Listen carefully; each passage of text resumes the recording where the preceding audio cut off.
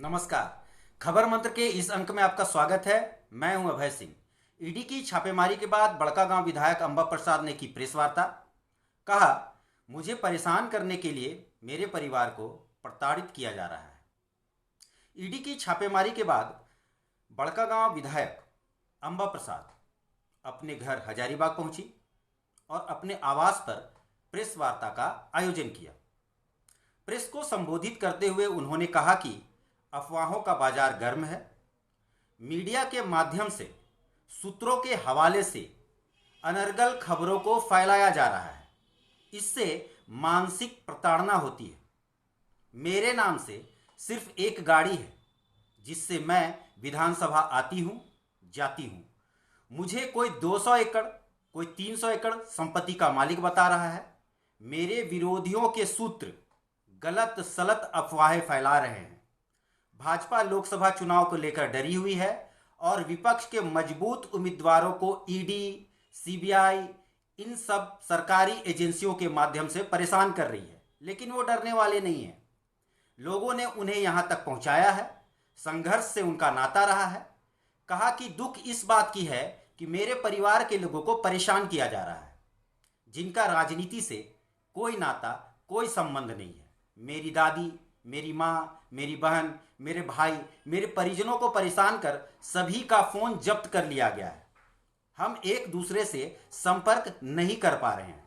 पत्रकारों ने जब जमीन से संबंधित उनसे सवाल किया तो उन्होंने कहा कि राजनीतिक लोग बिजनेस नहीं करते हैं क्या? मेरा भाई भी बिजनेस करता है, इसमें क्या बुराई है? केंद्र सरकार सरकारी एजेंसियों का दुरुपयोग कर रही है। विपक्ष को चुनाव से पहले उलझाने और कार्यकर्ताओं का मनोबल तोड़ा जा रहा है। छापेमारी में मेरे घर से कुछ भी बरामद नहीं हुआ है।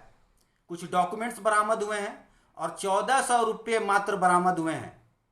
मुंबई स्थित मेरी बहन को भी प्रताड़ित किया जा रहा है।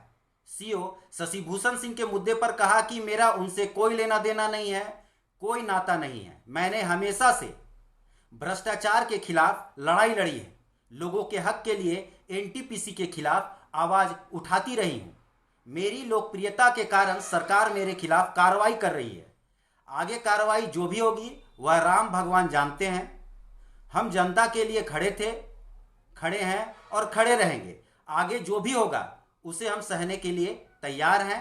हमने कभी भी किसी का बुरा नहीं चाहा है, तो हमारा भी कभी बुरा नहीं होगा। तरह तरह की बात फैलाई जा रही है सूत्र के हवाले से। यह सूत्र कोई और नहीं, हमारे विरोधी हैं। कहीं हम देख रहे हैं कि कोई 200 एकड़ की मालकिन हमको बना दे रहे हैं, तो कोई कुछ बना दे रहे हैं, तो कोई पता नहीं मुंबई से मेरा लिंक कर रहे हैं कि वहाँ पे मेरा कोई बंगलो है, तो पता नहीं कहाँ क्या है। तो मैं ये प्रेस आप लोग के समक्ष इसलिए आई हूँ क्योंकि ये अफवाहों का बाज़ार, देखिए, मानसिक रूप से प्रताड़ना तो कई चीज़ों से हो ही रहा है, और ये जो अफवाहों का बाज़ार है उससे और भी मानसिक प्रताड़ना हो रही है। इसलिए वैसे मीडिया बंधु से हम अनुरोध करना चाहते हैं कि जो सूत्र के हवाले से जो खबर दे रहे हैं, ये सूत्र हमारे विरोधी हैं, उसके हवाले से जो अफवाहें फैलाई जा रही हैं, ये नहीं होना चाहिए। इससे मानसिक प्रताड़ना होता है। और मैं आप सभी को स्पष्ट करना चाहती हूँ कि मेरे नाम से सिर्फ एक मेरा गाड़ी है जो विधानसभा से फिनांस्ड है, जिसका टाइम टू टाइम मेरे सैलरी से कटता रहता है पैसा। तो ये चीज़ है। और पृथ्वी में मेरा कोई भी चीज़ कहीं भी मिल गया, ये मतलब मैं गारंटी से बता सकती हूँ कि मेरा उसके सिवा कहीं भी पृथ्वी में कहीं कोई 1 इंच कोई चीज़ और नहीं, सिर्फ मेरे गाड़ी के सिवा। सबके फ़ोन सीज कर लिए गए हैं, पूरे मेरे गांव से लेकर मेरी दादी से लेकर सब। तो निश्चित रूप से एक प्रताड़ना जो अपने ऊपर होता है तो सह लेते हैं। मेरे साथ जो करना है वो करे, हम सह लेंगे। लेकिन अगर मेरी माँ के साथ हो, अगर मेरी छोटी बहन के साथ हो, मेरी दादी के साथ हो, वैसे लोग के साथ हो जो सीधे साधे और मतलब जो इन सब चीज़ों से बहुत परेशान हो जाते हैं, बहुत विचलित हो जाते हैं, तो निश्चित रूप से एक मानसिक प्रताड़ना होती है। मैं ये स्पष्ट करना चाहती हूँ कि मेरा भाई बिज़नेस करता है और लेन देन बिज़नेस में हिसाब किताब होता है, तो जब उससे जवाब मांगा जाएगा तो निश्चित रूप से वो जवाब देगा जाके, और हम लोग पूरी तरह से सहयोग करने के लिए तैयार हैं। ऑब्वियसली मेरा भाई बिज़नेस करता है और बिज़नेस कोई ख़राब चीज़ नहीं है, कोई जॉब करता है, कोई बिज़नेस करता है। वैसे देखा जाए तो जब भी किसी नेता के घर सीबीआई ईडी की रेड पड़ती है तो सबके जबान से यही निकलती है कि ये पॉलिटिकल वेंडेटा है।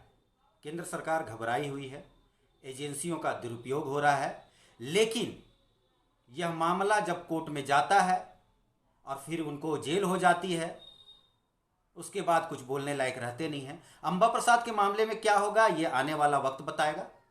तब तक खबर पर नज़र बनाए रखिए, मस्त रहिए, तंदुरुस्त रहिए। धन्यवाद।